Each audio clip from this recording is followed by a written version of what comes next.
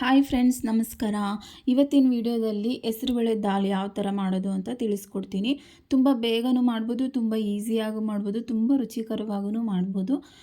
ಚಪಾತಿಗೆ, ರೊಟ್ಟಿಗೆ, ಪೂರಿ ಜೊತೆ ತುಂಬ ಚೆನ್ನಾಗಿರುತ್ತೆ ಹೆಸರುಬೇಳೆ ದಾಲು. ನಾನಿವತ್ತು ಪೂರಿ ಜೊತೆನೇ ಹೆಸರುಬೇಳೆ ದಾಲ್ ಎರಡನ್ನೂ ಮಾಡಿ ತೋರಿಸ್ತಾ ಇದ್ದೀನಿ.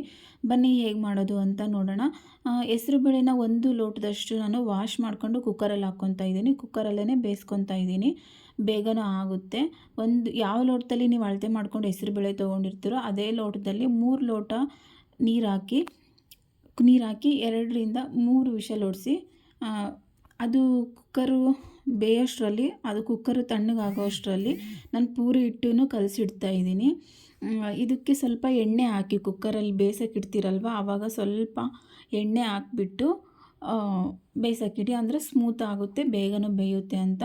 ಬೇಕು ಅಂದರೆ ಒಂದು ಚಿಟಿಕೆ ಅರಶಿನ ಉಪ್ಪನ್ನು ಹಾಕ್ಕೋಬೋದು, ಹಾಕಲಿಲ್ಲ ಅಂದ್ರೂ ನಡೆಯುತ್ತೆ. ಓಕೆನಾ? ಸರಿ, ಇದನ್ನು ಬೇಯಕ್ಕೆ ಇಟ್ಬಿಟ್ಟು ನಾನು ಪೂರಿ ಹಿಟ್ಟು ಕಲಿಸ್ಕೊತಾ ಇದ್ದೀನಿ. ಪೂರಿ ಹಿಟ್ಟಿಗೆ ಸ್ವಲ್ಪ ಉಪ್ಪು, ಒಂದು ಚಿಟಿಕೆಯಷ್ಟು ಅಡುಗೆ ಸೋಡಾ, ಆಮೇಲೆ 2 ಕಪ್ಪಷ್ಟು ಮೈದಾ ಹಿಟ್ಟನ್ನ ನಾನು ಪೂರಿ ಕಲಸಿಡ್ತಾಯಿದ್ದೀನಿ. ಅದು ಬೇಗನೆ ಕಲಸಿಡಬೇಕು ಪೂರಿ ಹಿಟ್ಟು. ಅದು ಎಷ್ಟು ನೆನ್ಕೊಳ್ಳುತ್ತೋ ಅಷ್ಟು ಚೆನ್ನಾಗಿ ಪೂರಿ ಬರುತ್ತೆ. ಹಂಗೆ ಕಲಸಿದ ತಕ್ಷಣ ಪೂರಿ ಮಾಡಿದರೆ ಅದು ನೀಟಾಗಿ ಬರೋಂಗಿಲ್ಲ ಪೂರಿ. ಅದಕ್ಕೋಸ್ಕರ ಬೇಗನೆ ಕಲಸಿ, ಅದಕ್ಕೆ ಒಂದು ಟೀ ಕುಡಿಯೋ ಲೋಟದಲ್ಲಿ ಸ್ವಲ್ಪ ಹಾಲು ಹಾಕಿ ಹಿಟ್ಟನ್ನು ಕಲಿಸ್ತಾ ಇದ್ದೀನಿ. ಏನಕ್ಕೆ ಹಾಲು ಹಾಕಬೇಕು ಅಂದರೆ ಸ್ವಲ್ಪ ಸ್ಮೂತ್ ಆಗುತ್ತೆ ಅಂತ. ನೀರು ನೋಡಿ ಹಾಕ್ಕೊಂಡು ಕಲಸಿ, ಫುಲ್ಲು ಗಟ್ಟಿ ಕಲಿಸ್ಬೇಡಿ, ಸ್ವಲ್ಪ ಸ್ಮೂತಾಗಿ ಇರಬೇಕು. ನೋಡಿ, ಈ ಥರ ಕಾಣಿಸ್ತಿದೆ ಅಲ್ವಾ? ಈ ಥರ ಕಲಸಿಟ್ಟು ಮೇಲ್ಗಡೆ ಒಂದು ಬಟ್ಲೋ ಇಲ್ಲಾಂದರೆ ಒಂದು ಪಾತ್ರೆನೋ ಮುಚ್ಚಿ ಒಂದು ಅರ್ಧ ಗಂಟೆ ನೆನೆಯೋಕೆ ಬಿಟ್ಬಿಡಿ. ಇದು ಅರ್ಧ ಗಂಟೆ ನೆನೆಯೋಷ್ಟರಲ್ಲಿ ಕುಕ್ಕರಲ್ಲಿರೋ ಹೆಸರುಬೇಳೆನೂ ಬೆಂದುಬಿಡ್ತು ನೋಡಿ. ಇವೆರಡು ರೆಡಿ ಆಗೋಷ್ಟರಲ್ಲಿ ಒಂದು ಹೆಸರುಬೇಳೆಗೆ ಒಗ್ಗರಣೆ ಹಾಕ್ಬಿಡೋಣ.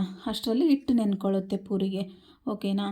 ಒಂದು ಕಡಾಯಿ ಇಲ್ಲಾಂದರೆ ಒಂದು ಪಾತ್ರೆ ಇಟ್ಟು 2ರಿಂದ 3 ಸ್ಪೂನಷ್ಟು ಎಣ್ಣೆ ಹಾಕಿ, ಸಾಸಿವೆ, ಜೀರಿಗೆ ಮತ್ತು ಒಂದು ಸ್ವಲ್ಪ ಕರಿಬೇವು, ಇದಕ್ಕೆ ನಾನು ಒಂದು 6ರಿಂದ 7 ಹಸಿಮೆಣ್ಸಿನ್ಕಾಯಿ ಈ ಥರ ಕಟ್ ಮಾಡ್ಕೊಂಡು ಹಾಕ್ತಾಯಿದ್ದೀನಿ. 2ರಿಂದ 3 ಈರುಳ್ಳಿ, 2 ಟೊಮೊಟೊ, ಇಷ್ಟನ್ನು ನಾನು ಒಗ್ಗರಣೆಗೆ ಹಾಕ್ಕೊತಾ ಇದ್ದೀನಿ. ನೀರು ಹಾಕಬೇಡಿ, ಎಣ್ಣೆಯಲ್ಲೇ ನೀಟಾಗಿ ಫ್ರೈ ಆಗಲಿ, ಅದು ಸ್ಮೂತ್ ಆಗಬೇಕು ಅಂಥೇಳಿ ಸ್ವಲ್ಪ ಉಪ್ಪನ್ನು ಹಾಕಿ ಬೇಗ ಬೇಯುತ್ತೆ.